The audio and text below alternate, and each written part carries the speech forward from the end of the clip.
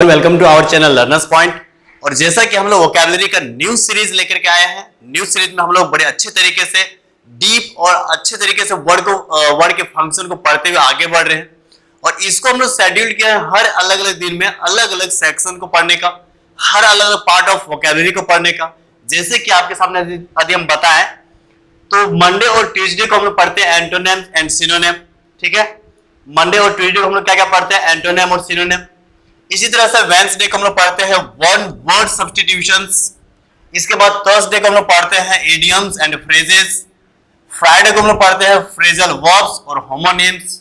और सैटरडे को हम लोग करते हैं vocabulary test. Actually this Saturday जो आपके सामने बीता, इस सैटरडे मेरा तबीयत काफी ज्यादा खराब था, इसीलिए आपके सामने हम ना तो वोकैबुलरी का टेस्ट ले पाए और ना ही क्लोज टेस्ट का। तो इसके लिए थोड़ा सा सॉरी, ठीक है। लेकिन हाँ, कंटिन्यू है, कंटिन्यू रहेंगे और आपके सामने आते रहेंगे, ठीक है। और आज है मंडे तो हम लोग करेंगे इस शेड्यूल के अकॉर्डिंग एंटोनिम्स एंड सिनोनिम्स। और एक बात आपके लिए, यदि आप नए तरीके से वोकैबुलरी को पढ़ रहे हैं तो कोई बात नहीं, थोड़ा सा भी हेजिटेट करने की कोई तरीका, मतलब यहाँ पे चिंता करने की बात नहीं है। आप कॉपी ले लीजिए, पेन ले लीजिए और इन दिनों का ये जो शेड्यूल इसको एक बार लिख लीजिए और आराम से इन दिनों और इस दिन में आइए और इस दिन को आप जो कॉपी रखे एंटोनिम सिनोनिम के लिए उसको लेकर के बैठिए, हेडफोन लगा लीजिए और अच्छे तरीके से उसका नोट्स भी बनाते चलिए, वर्ड को लिखते चलिए। वर्ड को जितना लिखेंगे, पेन पेपर का यूज जितना करेंगे, वर्ड उतना ही आपका होगा। आप सोचेंगे केवल सुन लिए हो गया, हुआ आपका नहीं, वो काम हो गया। लग रहा है कि हाँ मैंने पढ़ लिया, लेकिन आप पढ़े सच में नहीं। वर्ड को आप तभी अपना बना सकते हैं जब आप उसको बार बार लिखेंगे, बार बार उसको यूज करेंगे, कहीं ना कहीं आप अपने डेली जो बोलने का स्टाइल है उसमें उसको इंक्लूड करेंगे, तब जाकर के वोकैबुलरी अपना होता है, यानी आपका होता है। ठीक है, तो आप इसका नोट बनाते चलिएगा। ठीक है, आप इतने होशियार हैं, आप कंपटीशन कर रहे हैं, इसका मतलब आप उस लायक हैं। एक ऑफिसर के सोचने जैसा आप भी सोच सकते हैं।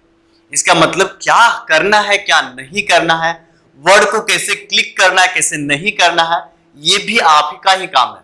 हम बस आपको गाइड करते हैं, हम उन सारे वर्ड को खोज के लाते हैं जिसकी प्रोबेबिलिटी बहुत ज्यादा होती है, जो आपको फ्रीक्वेंटली तरीके से एसएससी के एग्जाम्स में देखे जाते हैं, पूछे जाते हैं। उन सारे का कलेक्शन लाने की कोशिश करते हैं, उसके अच्छे तरीके से फंक्शन को बता पाने की कोशिश करते हैं, ताकि आप उन सारे वर्ड के अलग अलग फंक्शन, अलग अलग उसके यूज को आप समझ सके, एप्लीकेशन को समझ सके। लेकिन जानना और उसके साथ उसको लर्न रखना, ये आपका काम है। आप बड़े होशियार तरीके से, होशियारी के साथ इसको निभाइए।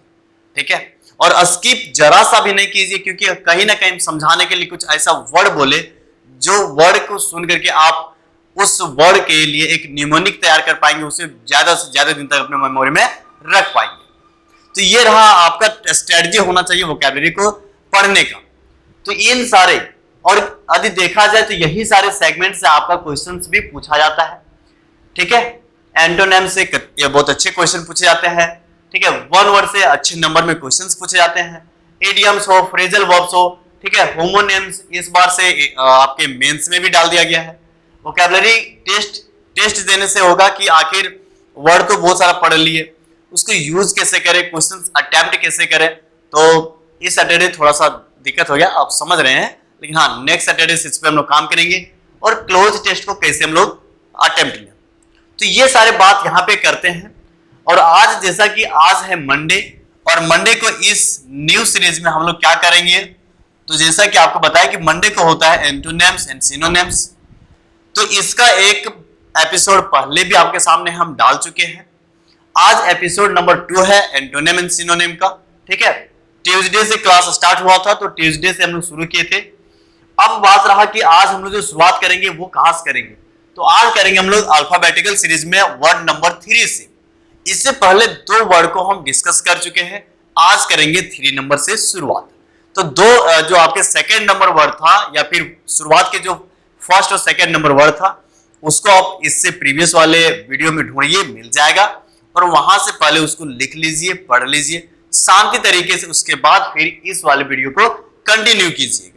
और इसमें आपको कंप्लीट एक पहले अल्फाबेटिकल सीरीज देंगे, इसके बाद डेली न्यू वर्ड्स जो आता है, जो आपके पेपर में, द हिंदू पेपर हो या द टाइम्स ऑफ इंडिया, अच्छे अच्छे पेपर का कलेक्शन क्या वहां पे यूज किया गया, इन सारे को हम लेकर के आएंगे। तो कंप्लीट एंड कंपोजिट तरीके से ये क्लास चलेगा।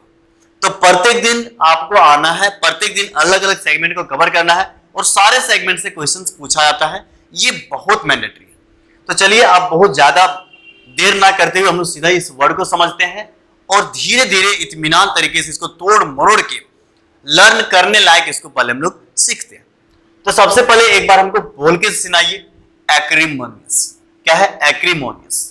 एक्रीमोनियस, बोलिए एक्रीमोनियस। इसका क्या मतलब होता है? इसका मतलब होता है फुल ऑफ एंगर, गुस्से से भरा होना। ठीक है, गुस्से से भरा होना। या फिर इसको बोलेंगे जो आर्गुमेंट्स तैयार करता है। आर्गुमेंट्स मतलब जुबान लड़ाना, बात बात पे आर्गुमेंट करना, क्वेश्चंस रेज करना। तो क्वेश्चंस कब रेज होता है?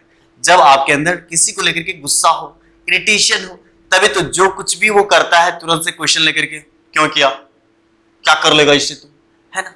That is arguments. And bad feelings, जब वो किसी के प्रति खराब भावना हो, बैड फीलिंग हो, तो इसे बोलेंगे हम लोग क्या? एक्रीमोनियस। इसे क्या बोलेंगे? एक्रीमोनियस। एक बार लिख करके दिखा दीजिए, दुश्मनी की भावना, गुस्सा की भावना, acrimonious.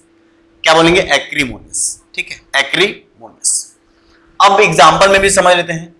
N acrimonious dispute. Dispute का मतलब होता है झगड़ा। डिस्प्यूट का मतलब क्या होता है? झगड़ा। ठीक है, डिस्प्यूट का मतलब झगड़ा। और डिस्प्यूट को हम लोग बोल सकते हैं इनकर्जन्स। ठीक है, डिस्प्यूट को हम लोग बोल सकते हैं राइवल। डिस्प्यूट को हम लोग बोल सकते हैं क्वारल। ठीक है, ये सारे इसके सिनोनिम। तो डिस्प्यूट और डिस्प्यूट कैसा? एक्रीमोनियस। इसका मतलब काफी उसमें मतलब गुस्सा भरा होगा, एकदम से बोलते हैं ना कि एकदम दुश्मनी वाला झगड़ा, दुश्मनी एकदम पूरा, जो एकदम काफी खून खराबा वाला दुश्मनी हो, वैसा वाला। तो एक्रीमोनियस डिस्प्यूट एक एग्जांपल। दूसरा, जैसे there marriage ended 8 years ago। 8 साल पहले उसका जो शादी था वो बंधन टूट गया। कैसे? In an acrimonious divorce. कैसा डिवोर्स हुआ? डिवोर्स कैसा हुआ? एक्रीमोनियस। इसका मतलब कहीं ना कहीं उसके अंदर काफी बैड भावना होगा, काफी एंगर वाली भावना होगा, आर्गुमेंट वाली भावना होगा। तो एंगर हो गया, गुस्सा हो गया, आर्गुमेंट हो गया, बात बात पे क्वेश्चंस रेज करना, उसके अंदर बैड फीलिंग होना, ये होता है एक्रीमोनियस का मतलब। हिंदी में चाहे तो आप अपने तरीके से लिख सकते हैं, लेकिन ये चीज पढ़ करके भी आपको समझ में आ जाएगा। फुल ऑफ एंगर, गुस्से से भरा, आर्गुमेंट्स जो बार बार आर्गुमेंट करे, एंड बैड फीलिंग मतलब खराब भावना, है ना? तो ये हो गया। अब इसी वर्ड का सिनोनिम ढूंढेंगे, इसी वर्ड का सिनोनिम ढूंढेंगे। अब देखिए, है पहला क्या है? बीटर। बीटर का मतलब होता है कड़वा। बीटर का मतलब क्या होता है? कड़वा। बीटर का मतलब होता है जो काफी ज्यादा गुस्से में हो, जो काफी ज्यादा गुस्से में हो, काफी ज्यादा एंगर में हो, बीटर। इसीलिए बोलते हैं कि इंडिया एंड चाइना के बीच कैसा, पाकिस्तान में ले लेते हैं, इंडिया एंड पाकिस्तान के बीच में कैसा रिलेशन होता है? Bitter relationship. इसका मतलब एकदम कड़वाहट वाली, एकदम कड़वाहट वाली क्या है वो? रिलेशनशिप। तो बिटर का मतलब क्या होता है? बिटर का मतलब होता है कड़वाहट, जिसमें काफी एंगर भरा हो, जिसमें एकदम बैड फीलिंग हो। ठीक है ना? तो ये भी वही मतलब दिया जो एक्रीमोनियस का था।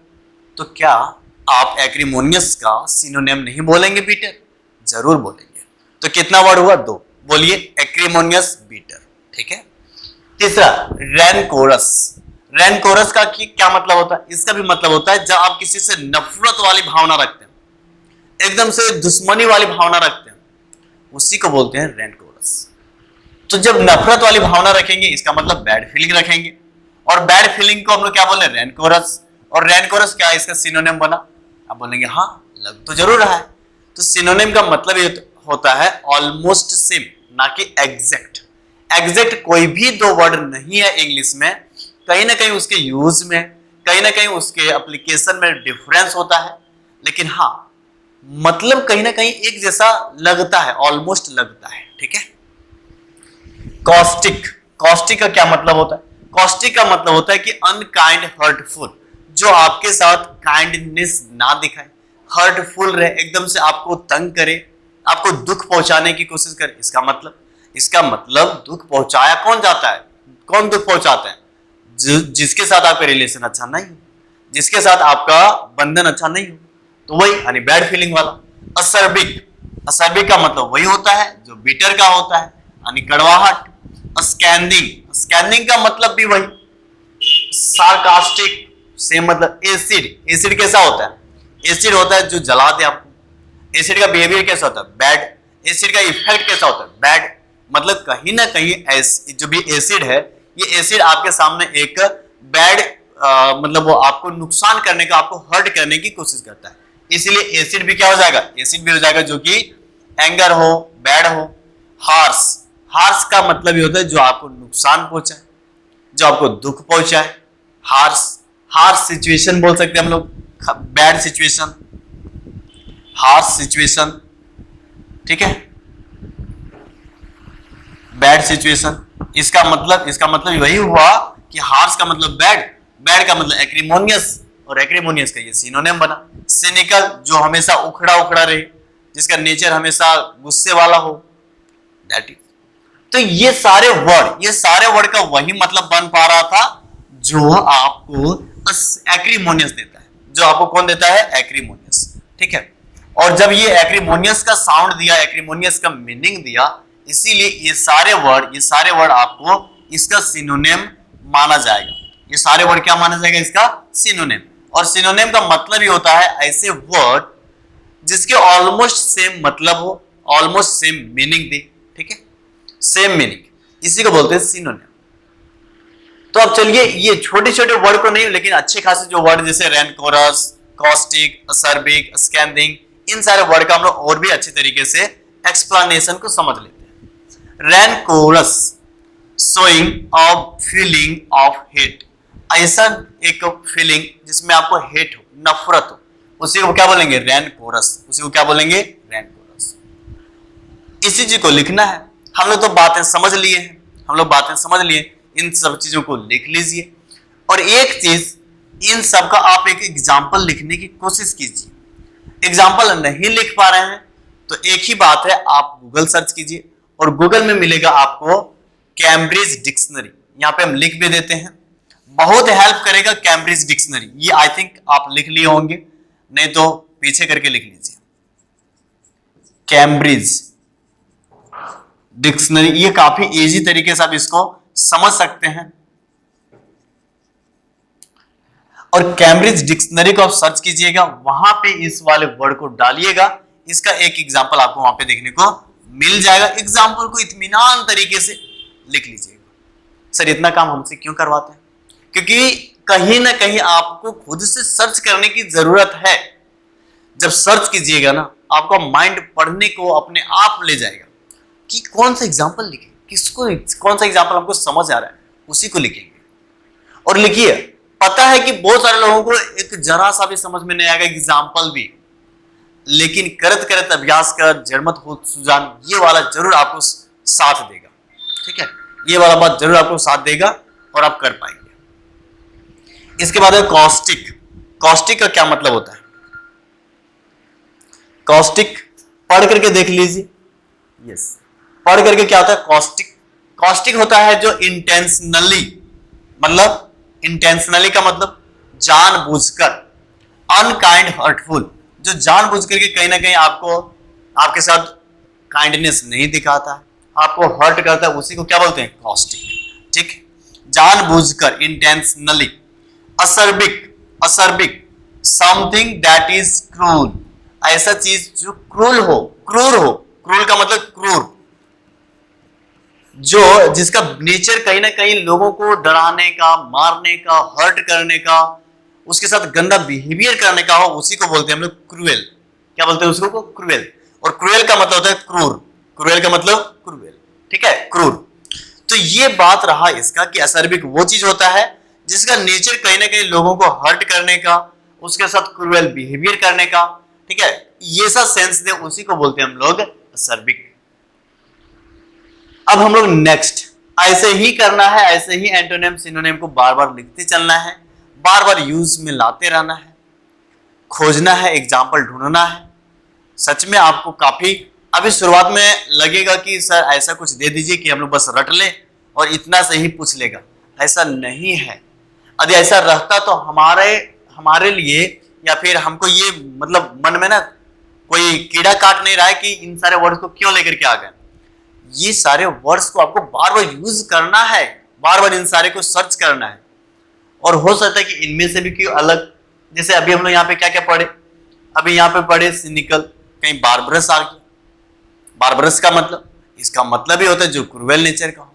सेवेज आ गया, सबोटेज आ गया, सबका मतलब है। अब इतने सारे वर्ड्स हम कितना यहाँ लिखेंगे, सर्च करने की आदत डालिए, ठीक है। खैर सारे वर्ड्स तो मतलब जितना मतलब ये लगता है कि ये पूछा जा सकता है उन सारे को यहाँ पे ऐड करा चुका है ना। अब है स्कैदिंग। स्कैदिंग का मतलब होता है क्रिटिसाइजिंग, किसी को क्रिटिसाइज करना, समवन और something in a severe and unkind वे।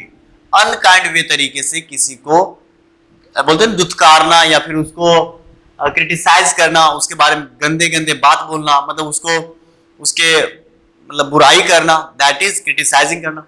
और एकदम से सिवियर तरीके से, अनकाइंड तरीके से, थोड़ा सा भी दयालु नहीं होना, थोड़ा सा भी दयालु नहीं होना, इसी चीज को बोलते हैं स्कैदिंग करना। इसी चीज को क्या बोलेंगे, स्कैदिंग। देखिए यहां पर भी था एक्रीमोनियस का मतलब कि कहीं ना कहीं किसी के साथ आर्गुमेंट्स करना, बार बार उससे क्वेश्चंस रेज करना, क्रिटिसाइज करना, और वही मतलब दिया यहाँ पे स्कैदिंग। सेम मतलब है, दैट मीन्स सिनोनिम है। क्या है, सिनोनिम। नेक्स्ट आपके सामने है सार्कास्टिक। सार्कास्टिक क्या होता है, in order to hurt someone's feeling. कोई बड़े प्यार से आ गया, बड़े प्यार से आपको बोला, आप ऐसे बोल दिए ना कि उसका फीलिंग का चकनाचूर हो गया। अचानक से बोले, क्या अच्छा लगेगा, बैड फीलिंग आएगा। किस तरह का फीलिंग आएगा, बैड फीलिंग। किसी को आप बड़े प्यार से बोलने वाले थे, एकदम प्यार से, बड़ा मन से सोच लिए कि आज उससे जाकर के एकदम प्यार से बोलेंगे, गुलाब देंगे, प्रपोज करेंगे। अचानक से बोला, जाके अपना शीशा में ना अपना चेहरा देखो। मतलब ऐसा बोला ना, या फिर ऐसा बोली कि दिल क्या, मतलब सब कुछ वहीं के वहीं चकनाचूर हो गया। इसका मतलब वो आपको हर्ट किया, वो आपको हर्ट किया, और इसी को बोलेंगे सार्कास्टिक। उसे क्या बोलेंगे, सार्कास्टिक फीलिंग। सार्कास्टिक फीलिंग आया आपके सामने, एकदम हर्ट वाला फीलिंग आया। सिनिकल। सिनिकल क्या होता है, नॉट शोइंग फेयरनेस और respect to an opposing player. जब आप किसी के साथ बहुत ज्यादा काइंड नहीं दिखाते हैं, जब किसी के साथ आप बहुत ज्यादा फेयरनेस नहीं दिखाते हैं, रिस्पेक्ट नहीं करते उसका, इसका मतलब कहीं ना कहीं उसका निरादर कर रहे हैं, कहीं ना कहीं उसका क्रिटिसाइज कर रहे हैं, आर्गुमेंट रेज कर रहे हैं। और इन सारे के लिए आप क्या बोलते हैं, इन सारे के लिए बोलते हैं हम लोग एक्रीमोनियस। और यहां पर भी सिनिकल वही वर्ड दिया, वही साउंड किया, इसका मतलब इसका भी वही सेंस होगा जो था किसका, एक्रीमोनियस का। ठीक है, अब है इसके एंटोनिम को पढ़ने का। इससे पहले कि कौन कौन सा वर्ड पढ़े हैं एक बार रिवीजन कर लेते हैं। सबसे पहले पढ़े हम लोग एक्रीमोनियस। एक्रीमोनियस का मतलब फुल ऑफ एंगर, आर्गुमेंट्स से भरा हुआ, बैड फीलिंग से भरा हुआ। इसका सिनोनिम देखिए, bitter, rancorous, caustic, acerbic, scathing, sarcastic, acid, harsh, cynical. कितने वर्ड हो गया, 1 2 3 4 5 6 7 8 9 और 10। ठीक, कोई तकलीफ तो नहीं, थोड़ा रिलैक्स कीजिए और आगे फिर से हम लोग पढ़ेंगे अब इसके एंटोनिम्स। एंटोनिम्स का मतलब सर उसका उल्टा अर्थ देने वाला। तो कोई आपको लव करे, सॉरी हेट करे, तो उसका उल्टा क्या बोलेंगे, सर लव करेंगे। यही बोलता है एंटोनिम्स। अब यहाँ पे हम लोग पढ़े थे कहीं ना कहीं हर्ट करने का, ओपोज करने का, अनकाइंड होने का, ठीक है, उसके साथ रिस्पेक्ट ना शो करने का, बैड फीलिंग शो करने का, ये सारा भी पढ़े। तो अब इसके एंटोनिम में ऐसा वर्ड आएगा जिससे कहीं ना कहीं एक जेंटल की भावना, एक लव की भावना, एक सिंपैथेटिक भावना आपके अंदर से बाहर आएगा। अब बोलेंगे जो करने दो, जो की सो की, हम माफ कर दिए, हमारा दिल बड़ा है, आ जाओ। ठीक है, तो वो वाला। तो सबसे पहले है सिंपैथेटिक। सिंपैथेटिक का मतलब होता है कि किसी को शो करना अपने अंदर की काइंडनेस, उसके साथ काइंड भाव से बिहेव करना, दयालुता की भाव दिखाना, बहुत ही प्यार तरीके से नॉर्मल होकर के उससे बात करना, उनकी कमियों को, उनकी चीजों को पूरा करने की कोशिश करना।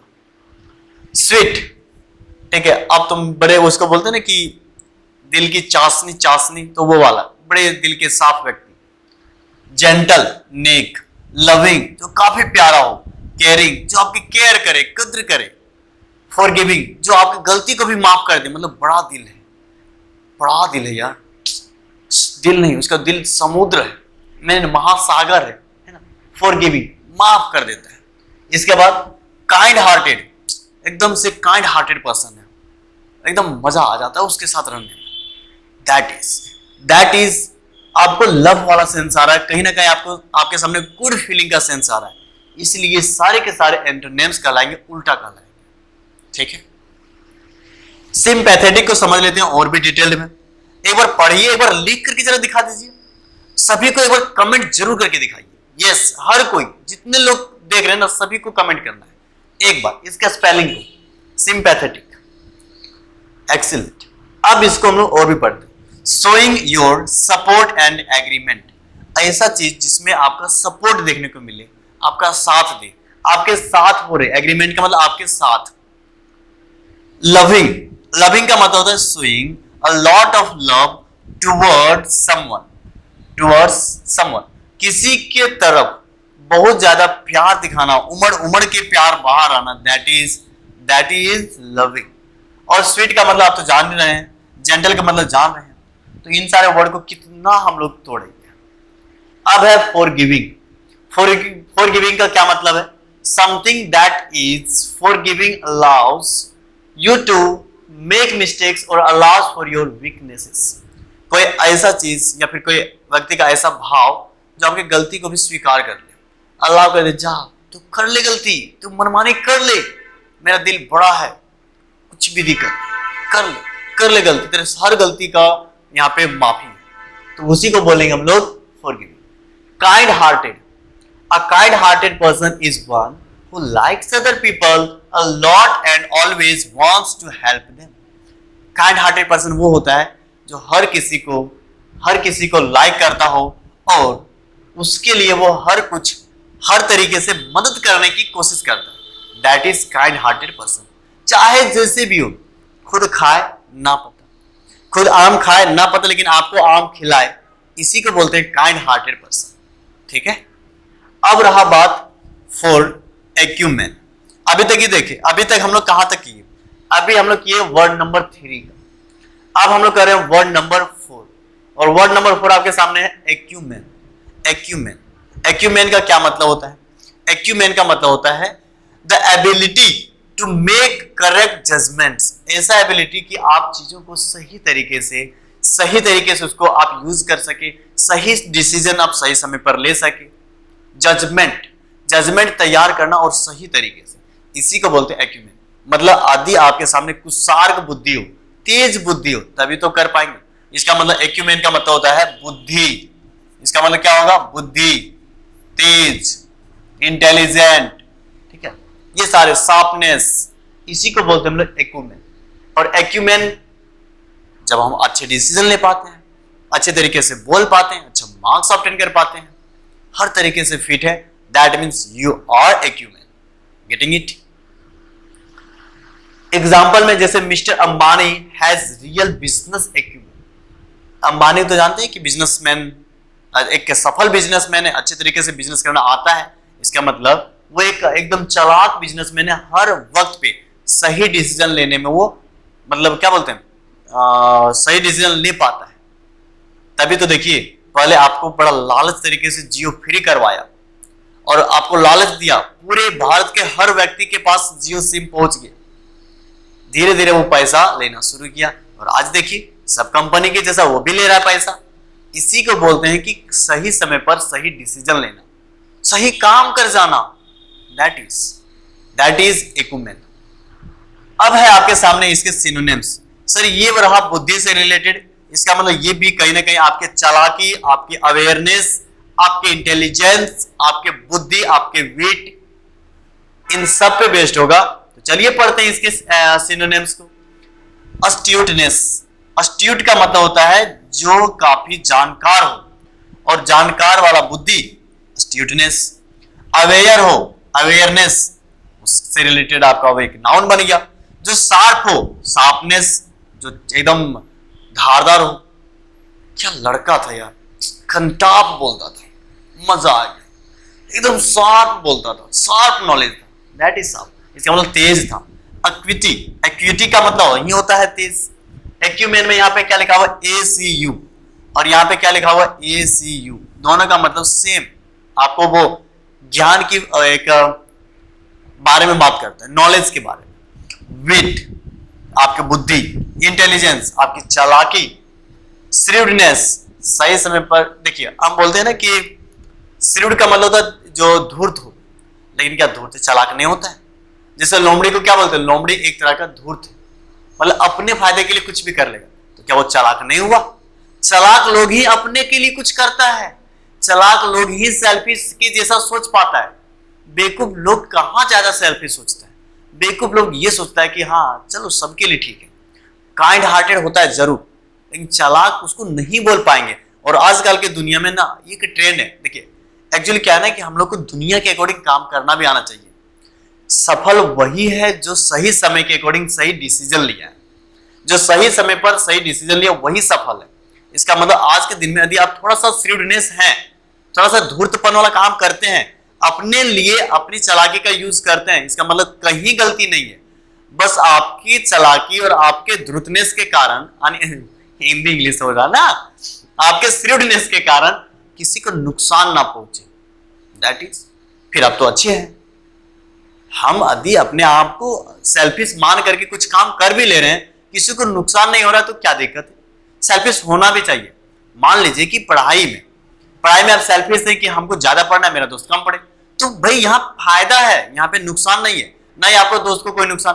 लेकिन आप ये करें कि आप भी ना पढ़ रहे, दोस्त के भी ना पढ़ने दे, बेटा मैं तो जा रहा हूं तो भी ले जा बेटा, ये क्या बात हुआ? ये बात हुआ सच में गलत बात हुआ, सच में ये खराब है, ये वाला सेंस नहीं होना चाहिए, ठीक है? तो ये रहा आपका इन सारे का मतलब। इसके बाद है विजडम, बुद्धि, सैगैसिटी। सैगैसिटी का मतलब कुशाग्रता, बुद्धि, विवेक, ठीक है? ये सारे इसके मतलब हुए। इसका मतलब ये सारे वही बात बता रहा था जो एक्यूमेन बता रहा था, कोई तकलीफ नहीं। इन सारे वर्ड को लिखते चलना है, लिखना बंद नहीं करना है, लिखना बंद नहीं करना है। धीरे धीरे जितना देर में बोलते हैं साथ साथ में कॉपी भी करते चलिए, अच्छी बात है। अब इसके आगे वाले एक्सप्लेनेशन को समझते हैं और इस वर्ड का क्या और मतलब है उसको देखते हैं।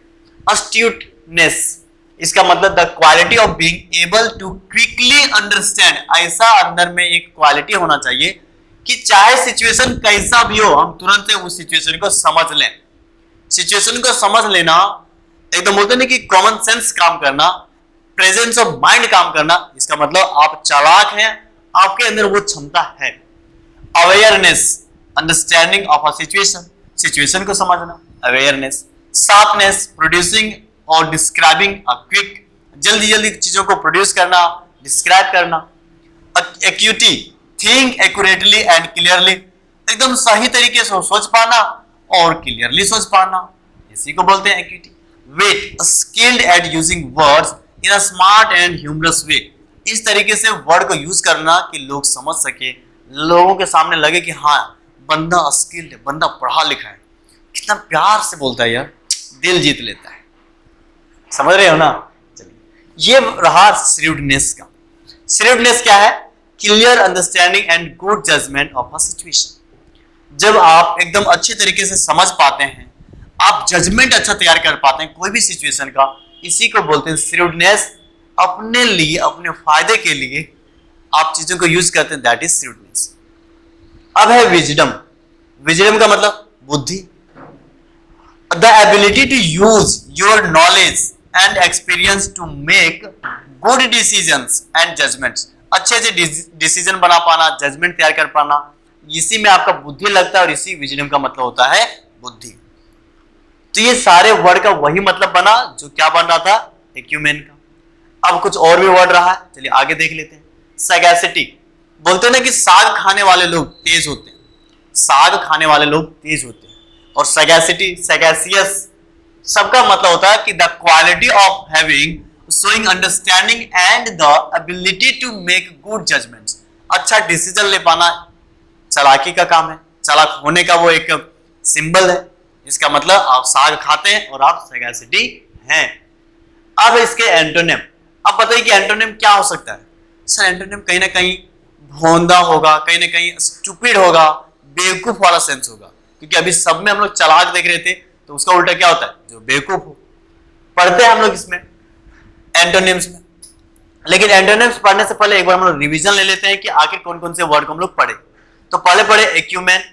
एक्यूमेन में क्या हुआ, अस्ट्यूटनेस, चालाकी से related, awareness, sharpness, acuity, wit, intelligence, shrewdness, wisdom और सैगैसिटी, ये सारे इसके सिनोनिम बना। अब हम लोग चलेंगे एंटोनिम पे। एंटोनिम्स में क्या है, इनोसेंस, सो जो निर्दोष हो, इनोसेंस, बचकाना वाला हरकत करने वाला। इसका मतलब अभी बच्चे हो, अभी तुम बच्ची हो, इसका मतलब बच्चे हो, इसका मतलब उतने लेवल से सोच नहीं पा रहे हो, क्या जजमेंट करना है, क्या डिसीजन तैयार करना है, उसको सोच नहीं पा रहे। कहीं ना कहीं अभी भी आपको विजडम टीथ आना बाकी है। बोलते ना कि चालाकी, वो बुद्धि के दांत, विजडम टीथ पीछे एकदम रहता है लास्ट तरफ, वो अभी भी नहीं आया। इसका मतलब आप सोच नहीं पा रहे हैं, आप अच्छी तरीके से चालाकी वाला जो सेंस है आप में तैयार नहीं हो पाया है, उसी को बोलते हैं इनोसेंस। वैक्यूटी, ये भी आपको बताएगा कि इंटेलिजेंस नहीं होने का सेंस देगा, सोच नहीं पा रहे इसके बारे में बताएगा। स्टूपिडिटी, बेवकूफ, डम्बनेस, बेवकूफ, डॉल्टीनेस, बेवकूफ, और फैट्यूटी, इसका मतलब भी बेवकूफ, और ऑप्टियसनेस, सबका मतलब बेवकूफ से ही रिलेटेड। अब इसको और भी डिटेल में हम लोग देखते हैं जो आपके काम के लायक। Innocence, the fact that someone is not guilty of a crime, ये तो इसका मतलब हुआ, मतलब वो निर्दोष है, वो इनोसेंट है, वो नासमझ है। ठीक है, वो क्या है, नासमझ है, और नासमझ को हम लोग क्या बोलते हैं, इनोसेंस, और नासमझ इसका मतलब बेवकूफ। Vacuity, the quality of showing no intelligent thought, ऐसा क्वालिटी जिसमें आपका मतलब बात से ही लगे कि रे भाई तो सोचने में थोड़ा सा भी मतलब एकदम से गए गुजरे हो, ऐसे वाला सेंस आता है, तो उसको बोलते हैं हम लोग vacuity. Stupidity, the state of being silly और अनवाइज, जो अनवाइज हो, चालाक ना हो, सिल्ली हो, भद्दा हो, ठीक हो, जारिंग हो, अनप्लीजेंट हो, तो इसे हम लोग क्या बोलेंगे, इसे बोलेंगे स्टूपिडिटी। ठीक है,